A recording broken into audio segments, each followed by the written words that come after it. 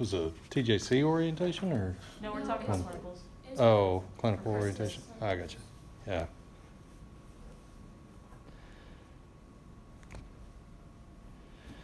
Okay, so sometimes,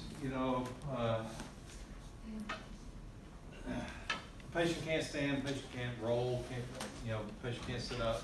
If we have a patient who's been in a trauma, maybe with a broken back, they're going to be on very specific and set moving restrictions, right? So sometimes, unfortunately, whenever we have a patient that's had something like that go on, in a lot of cases what we'll have is the patient will develop pulmonary issues. And so we have to see air fluid levels, but we can't set the patient up. And we can't roll the patient because, really injure the patient worse. So sometimes we've got to kind of take what we can get type exams. We have to complete those. And that's what a lateral or a ventral decubitus position would be. In those cases, I think you're going to be it's going to be tough to find somebody who is, you're going to position in a ventral decubitus position. Because a ventral decubitus, the ventral portion of your body is your anterior surface. So ventral decubitus will be with the patient laying on her stomach, as opposed to a dorsal decubitus would be the dorsal is the back portion of the patient. So dorsal decubitus would be with the patient laying on her back. But everything else, again, would apply kind of like a lateral chest x-ray, but in this case, what we're looking for is air fluid levels anterior to posterior. So we have the patient laying on her back, and just like every other decubitus, in radiology, decubitus means two things. One is laying down, and the other is not necessarily on the side. That would be a lateral decubitus. Central ray has to be horizontal, right? So with a ventral or lateral decubitus, the patient's laying down either on their stomach or on their back with a horizontal central ray to see those air fluid levels.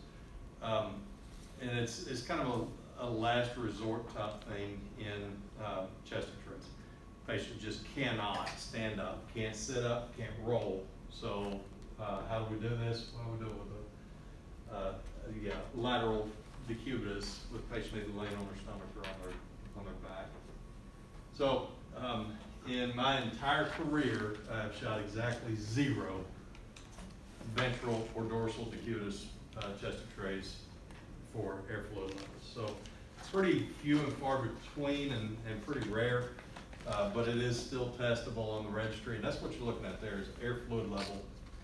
You shouldn't have that there, but you see how well defined that is. It's a nice straight separation between the air on top and the fluid on bottom. But that's what you would be looking for is something like that.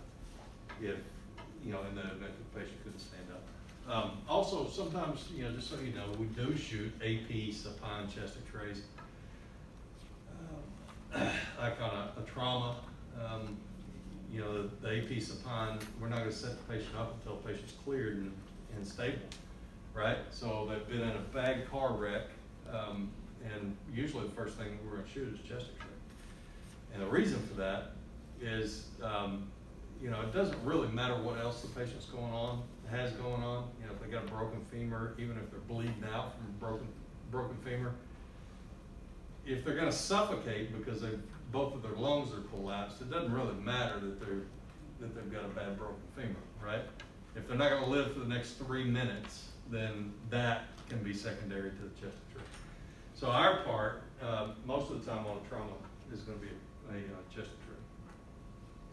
So we're going to run through some common pathologies in the chest. That will be a pneumothorax. And the pictures should be in your packet. Are they? Yeah, they are. And you might be able to see them a little bit better in your packet, but can you kind of see this? The density here, the appearance of the lung here versus here? Can you kind of see that? They're both dark, but this out here is slightly darker because it's lacking the lung markings. So what happened there is we've got a pneumothorax, that's air inside of the pleural cavity. And the real danger to a pneumothorax is that because of the positive pressure, you might get a mediastinal shift, which might collapse the opposite lung, right? So again, you got a problem with breathing there. You know, if both lungs are totally deflated, you're not going to get a whole lot of respiration going on. So a bleb kind of looks like pneumothorax. You see how dark the lung looks here as opposed to the lung maybe up in here? Can you kind of see the difference between those two? If you don't, that's fine. You're going to get more sensitive to the appearance of the X-rays as time goes on. You know, so if we point to something and you just cannot possibly see it at this point, don't freak out about it. It's normal, but sooner or later you'll be able to visualize a little bit better. But what a bleb is a hyperinflated alveolar sac. So the alveolar sac may be, quarter millimeter across, and all of a sudden it's that big. And just a single alveolar sac is hyperinflated, it's huge. That's a bleb, and it looks like a pneumothorax, but in a lot of cases it'll look like a pneumothorax in the middle of the lung, as opposed to the true pneumo is off to the side. Okay? That's your bleb. Emphysema is described as hyperinflation of the alveolar sacs, but they're not as bad as a bleb. You know, if let's say an alveolar sac a patient with COPD or emphysema is normally that big, now it's that big. Okay, and it's usually because of stimulus. Smokers tend to develop emphysema, and you can identify a patient with emphysema because they're dragging around oxygen with them. So you see the COPD commercials on TV where they get the oxygen generator. That's usually from COPD or emphysema or some sort of COPD. All right. And the thing about emphysema is a lot of times we'll hear the patient wheeze. You know, they're trying to breathe and they're wheezing. We have a tendency to think that they're wheezing because they can't get any air in. And what happened is those alveolar sacs have lost their elasticity, kind of like your socks, over time they lose their elasticity and you can't keep them up. Same thing here. They've lost their elasticity, and instead of not being able to get air in, what's happening is they can't get air out. So the wheezing is actually them trying to force air out. So those alveolar sacs are wide open all the time, and it blunts the costophrenic angles. Notice you don't have a whole lot of dome on the diaphragm here, right? So pleural effusion, we don't really know what this is. And in a lot of cases, your radiologists, when they read a film and they dictate, read an image and they dictate, they sound kind of non-committal on what they're reading. I mean, what's causing this blunted costophrenic angle? We can't really tell. We have telltale indicators of what's going on, what's the patient's clinical condition that might give us some sort of idea. What kind of fluid is that? Is it blood? Is it just some sort of mucus? What's going on there? Well, we can't tell without a biopsy. So sometimes they'll stick a needle in there and suck some of that out and try to figure out what's going on. But how could we definitely tell that is a pleural effusion? Or not necessarily pleural effusion, but fluid in the pleural space. How could we do it? What would we do? Just lay the patient down. Lay the patient down and shoot with a angle. Horizontal central ray. Which side would we put this patient on? The right side, right? So what we would do on right, it'd be AP or PA, lateral decubitus projection. Right? Patient's laying on the right-hand side, it's AP or PA projection, and we should be able to determine exactly where that is. And again, a radiologist is going to be, can you see just a little bit of a cloudy, different appearance right here? Just that round thing right there? It looks like a cancer. Where that cancer is, again, we can't really tell just off of that. We would need a lateral because it could be in the upper portion the lower lobe, right? So cancers, we tend to think of cancers as being this devastating thing, and they usually start off like that, very subtle, right? So elevated diaphragm could be caused by a number of different things. Could be just a locked diaphragm for whatever reason that particular muscle isn't contracting right whenever we breathe. And they'll do what they call a sniff test. And it's just what it sounds like. We'll put them under fluoro, put them on an x-ray table under fluoro and have them breathe. If that one doesn't move at all, then, you know, we know that diaphragm, you know, for whatever reason isn't being stimulated. It could be a nerve issue. But if it does move, then it might indicate the patient has some sort of liver issue on that side. TB, you can kind of see the difference between an otherwise healthy lung except for that one nodule, and then that just looks like it's full of goobers, right? And that's what TB looks like. And a lot of our lordotic chest x-rays, that's what we're going to be looking for. Notice how TB kind of sits up in the upper portion of the lungs. It's incurable. It can be controlled, but when somebody has TB, it's just, you know, they have TB. Kids, anything goes in their hands, goes in their mouth. So we shoot a lot of foreign bodies. We said that foreign bodies, if the patient takes in a foreign body, where's it most likely going to go? And if it goes into the lungs, right main stem, because it is more vertical and more broad, right? Or does it look like it is? Right main stem, right main stem bronchus. Chest trauma, you can definitely see the difference between the two lungs, but look at the ribs. I mean, it's what we call a flailed chest. We got a fracture here, here, here. Got chest tubes going in, trying to reinflate the lung. We got fractures way down here. And a flailed chest is where you have multiple fractures on one side. And what happens with a flailed chest is that the patient can't get good respiration.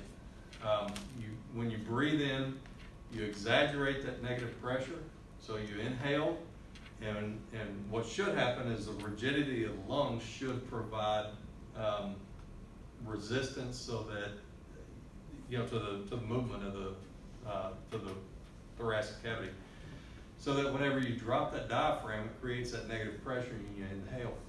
But with a flailed chest, what happens is that you drop that diaphragm, you try to inhale, and the chest wall collapses. So instead of going and you get air, it goes like that, and you don't get anything. So if you've got bilateral flailed chest, the only way that you can get breath to that patient really is a positive pressure by putting a breathing tube into the patient and forcing air in. Bad situation, flailed chest. Sometimes with a pneumothorax, we'll get what we call subcutaneous emphysema, and it's where the air comes out of the thoracic cavity and gets into the soft tissue. And that's what we're looking at here. Is we got air all off in the soft tissue, and sometimes you don't know this has happened until you walk up and you touch the patient, and you know what a partially inflated mylar balloon feels like, right? It just kind of crackles. A patient's skin will crackle. That's a condition they call crepitus, and it is a very good description of how it feels, you know, because it sounds like creepy, right? Creepy. You walk up and touch the patient and they crackle. That's just ugly, but that's what it looks like. Is it gets off into the tissues and it kind of follows the outline of the musculature. Makes a cool X-ray, but you know it's not healthy for the patient, and it again is not a really fun condition to touch. So pneumonia looks similar in its appearance to a pleural effusion, but a pneumonia, notice that we've got a bunch of cloudiness right here laterally, and this is not a decubitus X-ray. And assuming that this patient was sitting upright, this cloudiness, if the patient was upright, should be down here. Okay, so we kind of get a better indication that that's inside of the lung, not in the pleural space.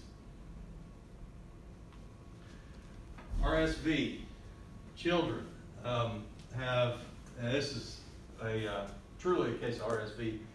It's a little bit rotated, but you see the cloudiness. Can you see the difference between this portion of the lung and that portion of the lung? Kind of see that? Okay. So RSV sets up in the apex of the upper portion of the lungs, and our issue with RSV is that the thymus on kids, you know, thymus is in the upper thorax right here. And if you have, this is truly RSV in this case, but if you have a patient who the children's thymus is large compared to ours is very small. But when you're a kid, that's what you base your immune system off of. I mean, that's really kind of where your immune system really gets its strength is from the thymus. So you got this thing situated right here, and if you got any kind of rotation on a pediatric chest x-ray, young pediatric chest x-ray, it can take that thymus and it can project it out in the lung field and make it look like RSV. Okay? So really, really important to get a non-rotated chest x-ray on a kid, because if you got a doctor who's just not thinking, you know, and you don't do your job and get a good non-rotated chest x-ray, he might admit this patient, put him in a hospital overnight, put him on massive amounts of antibiotics to cure him of having a thymus, right? So really important that you do a good job in getting, and this is not a non-rotated chest x-ray. Problem is kids squirm, right? So it's tough to get them. What you're gonna see in clinicals, at some point, you're gonna be walking through a room, you're gonna say, what is that? It says pigostat on it, Pigg-O-stat. And it's an immobilization device for kids, and it looks like a torture device. It really looks like a torture device to the kids' moms. But it's a device that we can put kids in and gets their arms up and out of the way so that we can get non-rotated chest x-rays. So what's more important, you know, put the kid through a little psychological trauma for 2 minutes, or give them antibiotic therapies to cure their normal anatomy with needles, you know. I think that's the lesser of the two evils is to strap them into the pigostat if you can't get a good non-rotated chest x-ray. And that's what that says. Anybody have kids? Okay. They ever get croupy? No? Ah, you're lucky. Yeah, thank God. Croup is it's laryngeal spasms. It's caused by a virus. Okay, and first time you get you know, your kid gets croup. Can you kind of see this little line right there? Okay, that's the airway. So the laryngeal spasms have kind of closed in on the airway, and the kid's got a respiratory issue, so he's going to cough. He's going to go whenever he coughs. It sounds horrible. But croup is really not all that big of a deal. You know, even a 8 out of 10 croup is really not all that big of a deal. It scares parents to death. Kid sounds awful, but it's really not all that big a deal. Sometimes we'll have to shoot AP soft tissue net in order to make that diagnosis. Sometimes the doc will also ask for a lateral. And the lateral could be for adults or it could be for kids. Patient, their presentation is exactly like croup. They got a little bit of a wheeze going on. They've got this barking cough. But if it's epiglottitis, which is inflammation of the epiglottis, a flappy thing that you use to keep from, you know, inhaling your food, you see this big goober right there, that big glob of stuff.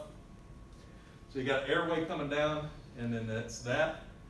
That's the epiglottis. Epiglottis should be about the size of my pinky finger, and it's swollen like that. And if it continues to swell, it'll completely occlude that airway, and the patient will suffocate. Okay, so croup, really not all that big a deal. Epiglottitis, really big deal. Okay. So, any questions on chest X-ray?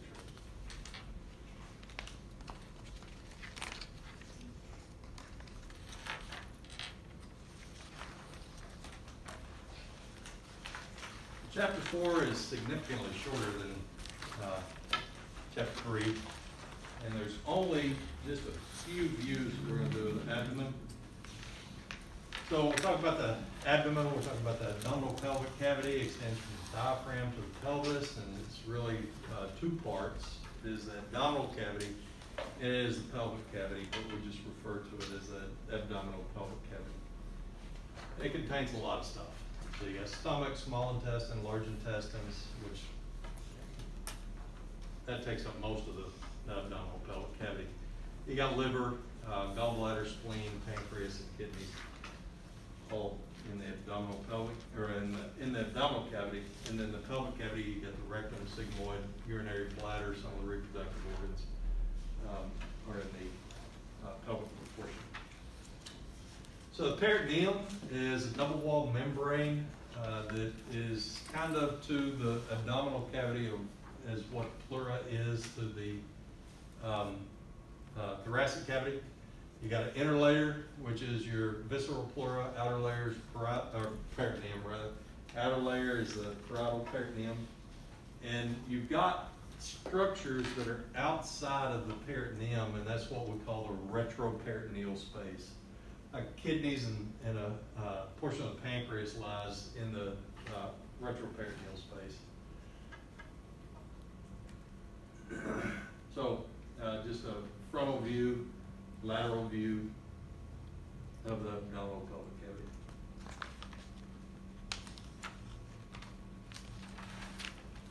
Okay, so on a chest x-ray, we used 110 kVp, or high kVp, let's say, because that might be specific to your clinical site, but we use high kVp because we want to penetrate the ribs, which are, compared to the soft tissue, much more difficult to penetrate. So we use high kVp. In this case, what we're looking at is structures that are all fluid-filled or water-based structures, and it's tough to tell the difference between those structures. The liver looks like kidneys, kidneys look like pancreas, everything looks the same. So what we're going to do is we're going to use lower kVp to try to, and kVp is what controls the penetration, it controls the power of the x-ray beam. If we use that high kVp, then we can't really tell the difference between things. That's kind of why we use it on the chest x-ray, part of the reason.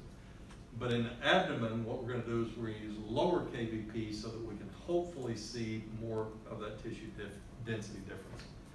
So our exposure technique, what we're going to use is a lower kVp. Unfortunately, that's going to give the patient a higher mass value, and mass is what drives patient dose.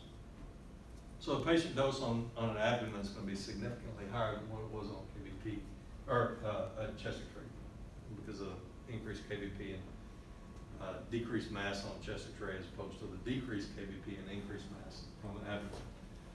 So image receptor, most of the time it's going to be your biggest image receptor, and most of the time you can use, again, 14 by 17 image receptor size, or collimate down to 14 by 17.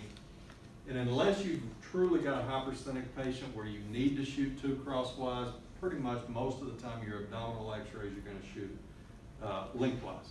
Okay, hypersthenic, maybe crosswise, and what you may have to do is shoot two in order to visualize the entire anatomy. So if you've got a hypersthenic patient, it may require two as opposed to a single image.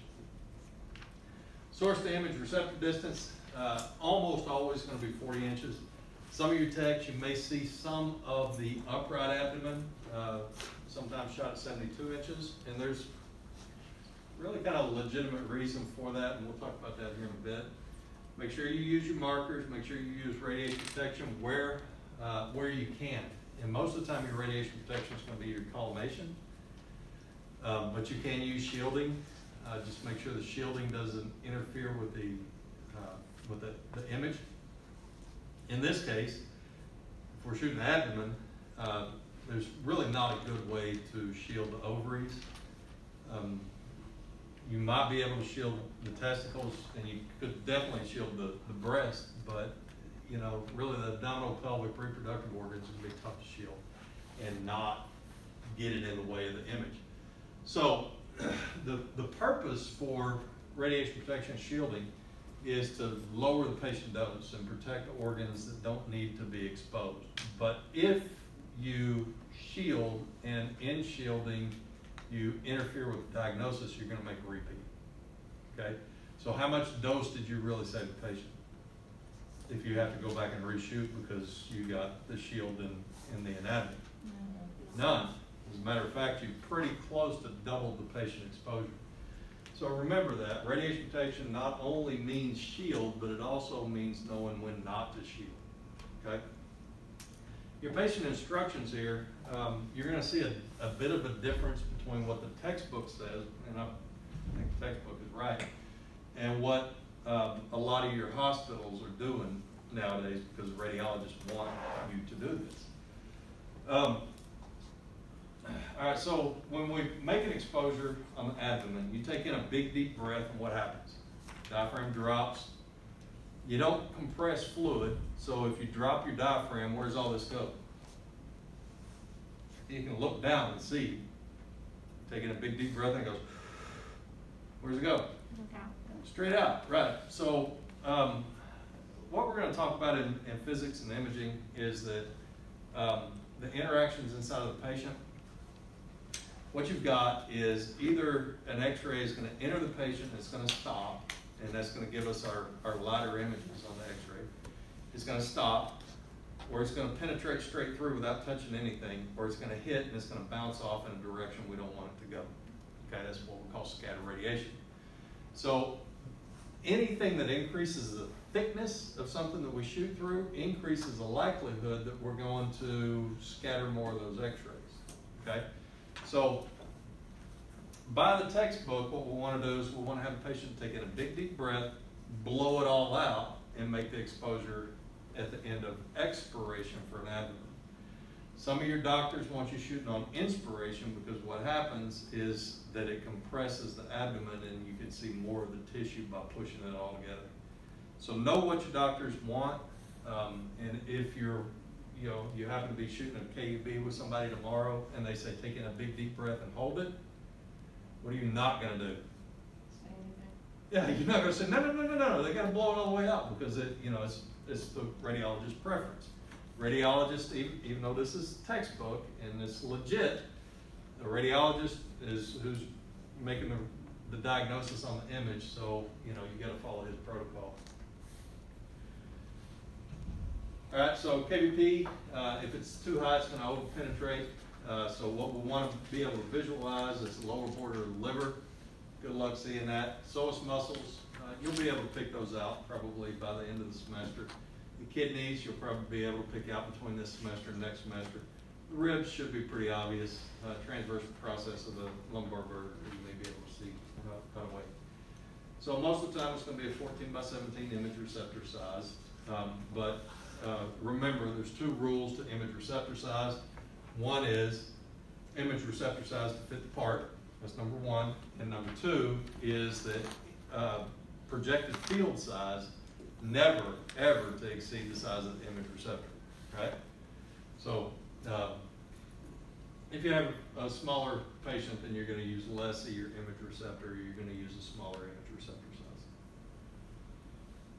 Okay, so central ray centering, we'll talk about, this goes into upper extremity, so we'll talk about that exam specific. All right, so essential projections, we don't have quite as many. We've got AP, we generally don't shoot PA. You can if you like, but it's just a reverse of the AP. We're going to do decubitus for these two, but notice there's only one. That's the left lateral decubitus, and we'll talk about why that is. We generally don't shoot laterals, but I'll tell you when we might, and most of the time it's going to be a dorsal decubitus on this one, okay? So really, the only ones that we're going to talk about really, essentially, are your AP and your upright.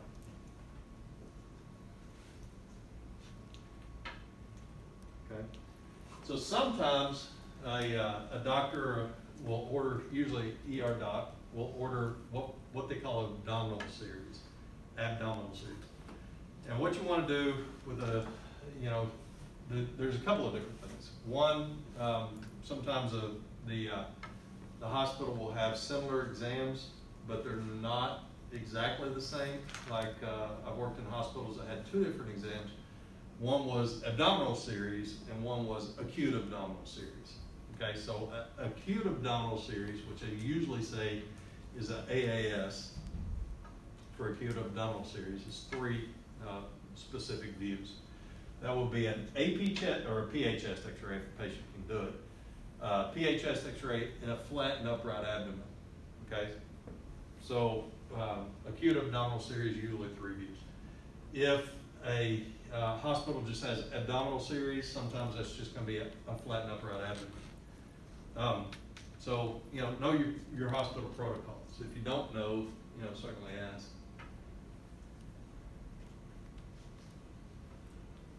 So the 2-way abdomen series is your flat and upright. All right, so AP abdomen, what you'll hear this referred to sometimes as a KUB, most of the time as a KUB. That stands for kidneys, ureters, bladder. Sometimes you'll hear it referred to as a flat plate abdomen, same thing.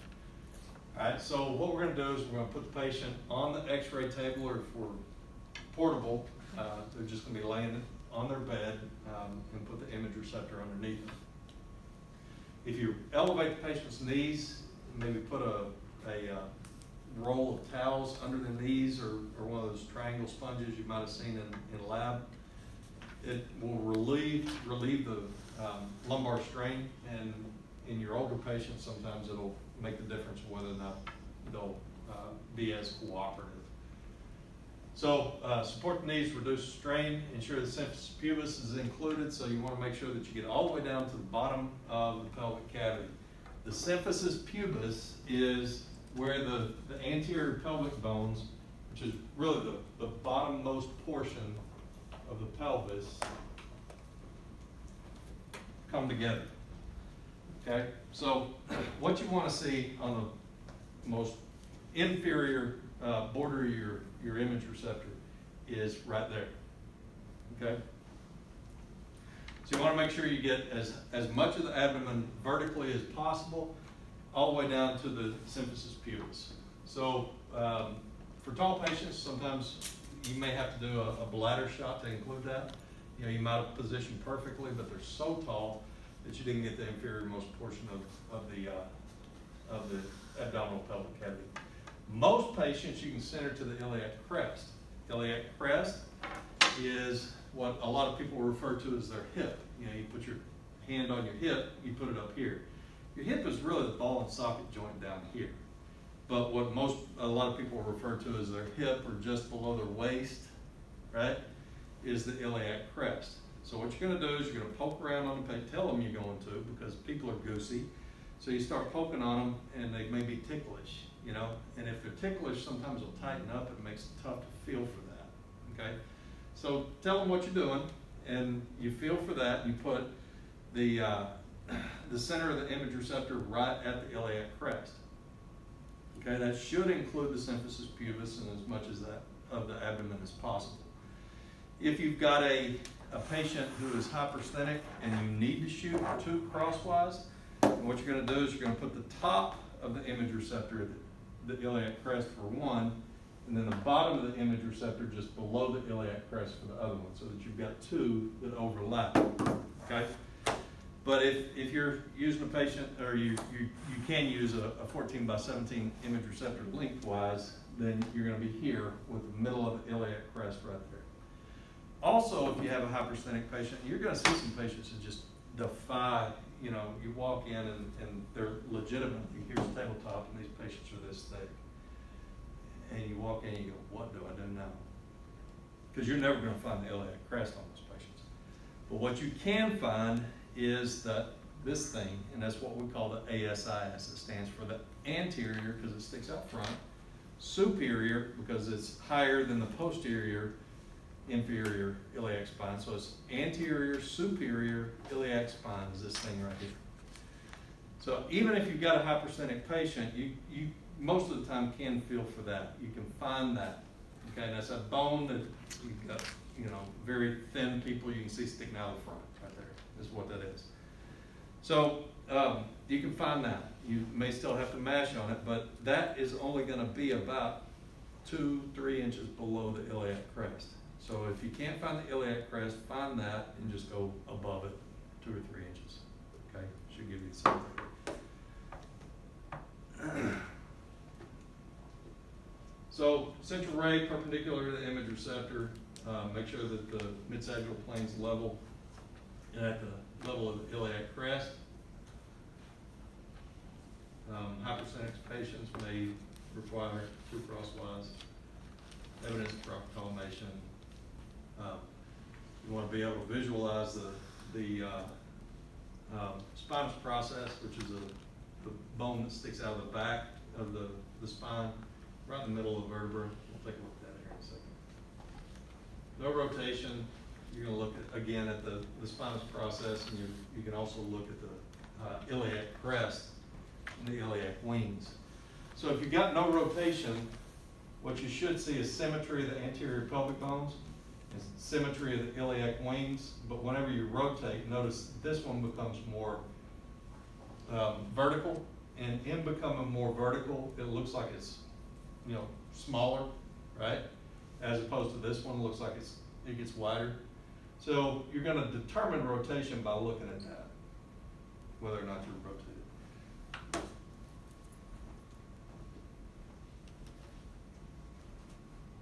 Okay, so that's what it should look like. All right, so you got the symphysis pubis here, and you've included as much of the abdominal cavity as possible.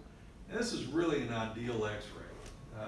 This patient is very thin and apparently in pretty good shape. Can you see this line right here? Okay, that line is the iliopsoas muscles. Okay, that's the first thing you're probably going to be able to pick out soft tissue-wise on most of the X-rays you shoot is the psoas muscles. So this one's a little less well-defined. That's a kidney. It may take you a while to pick out kidneys on most KUBs, on most abdomen, but that's a kidney. You can actually see the inferior border of the liver on this one, which I'd say probably 1 in 10 at most patients you're going to be able to pick that out. So really a good X-ray. These are the transverse processes, and you see this greatly oblong looking circle here, oval. That's the spinous process. That's this thing sticking out of the back right there. So you want that right in the middle of the vertebra, right in the middle of the spinal canal column. And so that's really pretty ideal. Okay, so some of your textbooks and some of your technologists will, their means of positioning for a KUB is they want to make sure that they get the symphysis pubis, so they'll palpate the symphysis pubis and put the bottom of the image receptor at the symphysis pubis. Really recommend you don't do that. Especially in today's day and age, you just never know who's going to take extreme offense to, being poked around on their lower pelvic area. So really recommend you don't do that. In addition to that, you'll only have one guy in your class, which is, a first, I think. But, that's the danger for most guys. For most women, you start poking around on I had a technologist over in Longview. This was a 13-year-old boy that she was having to shoot a series of KUBs on. And, she told him what she was doing. She was a symphysis palpator, and she positioned the first one. And at the time we were using film, so she had to take film in and get it developed. And then she came back and she positioned the second time, and he had adjusted himself. It happens, Some guys will do almost anything to get their, somebody's hands on them. So really recommend you don't palpate symphysis for anybody, but